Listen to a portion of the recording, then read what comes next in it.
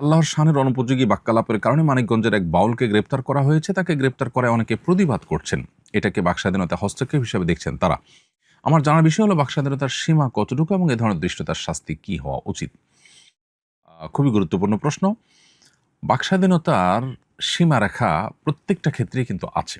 যারা আল্লাহ তাআলা সম্পর্কে আজেবাজে উক্তি করার বিষয়টিকে বাকস্বাধীনতা হিসেবে দেখছেন এবং সে ব্যক্তি গ্রেপ্তারের প্রতিবাদ করছেন, আমি তাদের কাছে বিনয়ের সাথে প্রশ্ন রাখতে চাই, কেউ যদি বাংলাদেশের সংবিধান, বাংলাদেশ রাষ্ট্রের বিরুদ্ধে অবস্থান নেয়, কথা বলে, তাহলে তার সেই কথা বলাটাকে মত প্রকাশের স্বাধীনতা, বাকস্বাধীনতা হিসাবে তারা দেখবেন কি না? পৃথিবীর সকল স্বাধীনতারই একটা সীমানা থাকে। বাকস্বাধীনতা বলি বা ব্যক্তি স্বাধীনতা বলি, মত প্রকাশের স্বাধীনতা বলি, এ সবগুলোর কিন্তু একটা সীমা আছে। সীমাহীন বাকস্বাধীনতায় পৃথিবীর কোনো সমাজ, কোনো মানুষই কখনো পরিপূর্ণভাবে বিশ্বাস করে না। একটা সমাজের 90% মানুষ বা তারও বেশি সংখ্যক মানুষ আঘাতপ্রাপ্ত হতে পারে, সংক্ষুব্ধ হতে পারে, সেরকম উক্তি করা এটা কিভাবে বাকস্বাধীনতার মধ্যে পড়ে? আপনি আমাকে, আমার বাবা মাকে তুলে গালিগালাজ করবেন আর বলবেন যে তিনি তার মতের প্রকাশ ঘটিয়েছেন, তিনি তার বাকস্বাধীনতা ভোগ করছেন। এটা কি কোনো সভ্য সমাজে গ্রহণ করবে? পৃথিবীর উন্নত দেশগুলোতে পর্যন্ত হেট স্পিচ বলতে একটা কথা আছে যে আপনি এমন কিছু কথা বললেন যেটা মানুষকে সংক্ষুব্ধ করলো, তাহলে এটাকে অপরাধ হিসেবে গণ্য করা হয়। কিন্তু বাংলাদেশে এক শ্রেণীর সেকুলার বামপন্থীরা তারা আল্লাহ এবং তার রাসূলকে নিয়ে কটূক্তি করলে তখন তারা বাকস্বাধীনতা এবং মত প্রকাশের স্বাধীনতার এই কথাটা নিয়ে আসেন। কিন্তু এই ছাড়া অন্য অনেক জায়গায় তাদেরকে আমরা এই বাকস্বাধীনতা এবং মত প্রকাশের স্বাধীনতার এই সবক দিতে দেখি না।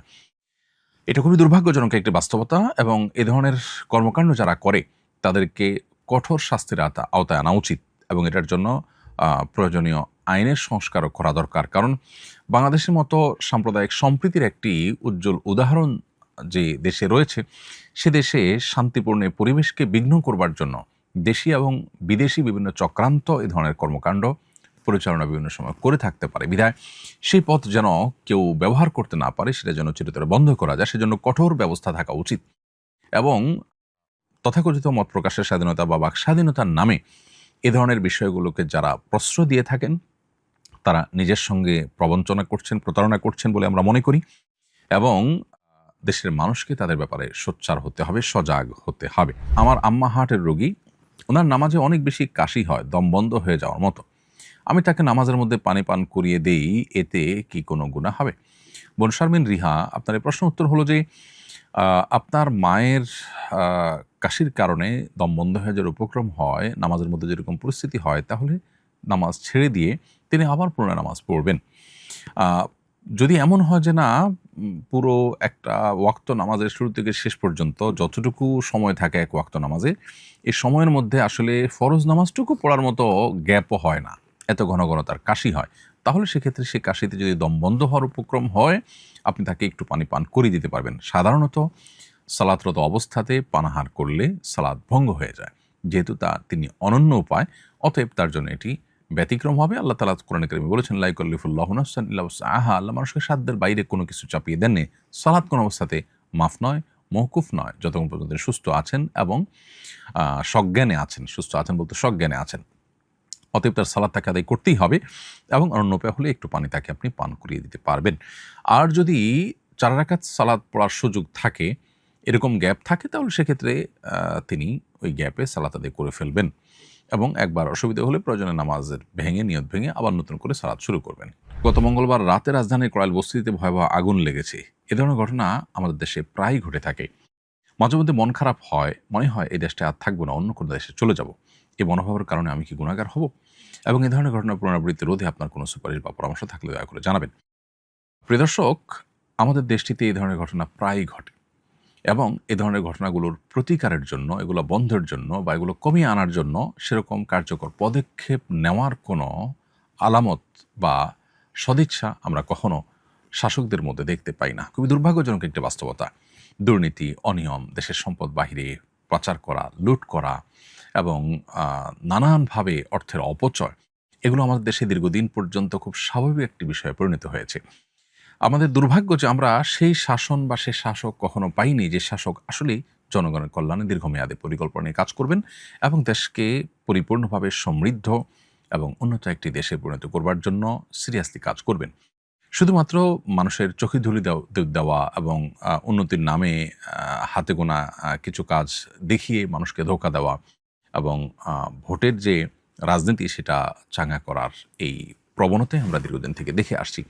এর কারণে মন খারাপ হওয়াটা আমাদের স্বাভাবিক নয়, এবং এর কারণে কেউ যদি মন খারাপ করে নিজের পরিবার নিরাপত্তার জন্য দেশের বাইরে চলে যায়, আমি তাকে গুনাহগার হয়ে গেছে এটি বলতে পারি না। তবে এখানে দায়িত্বশীলতার একটা বিরাট ব্যাপার আছে, সেটা হলো যে একজন মুসলিম হিসাবে আমরা পৃথিবীর যেখানে যাব সেখানে আমাদেরকে সংস্কার কাজ করতে হবে, সমাজ সংস্কার, সমাজকে সংশোধনের কাজে আমাদেরকে মনোযোগ দিতে হবে।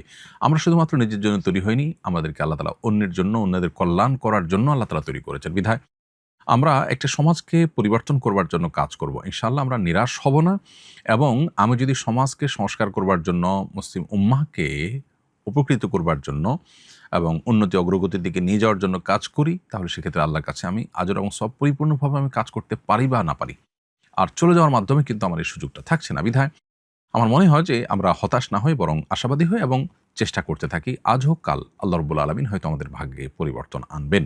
আল্লাহ তাআলার প্রতি পরিপূর্ণ আস্থা এবং বিশ্বাস রাখতে হবে, এবং এভাবে হতাশ হয়ে যাওয়া ঈমানদারের সাথে সঙ্গতিপূর্ণ নয়।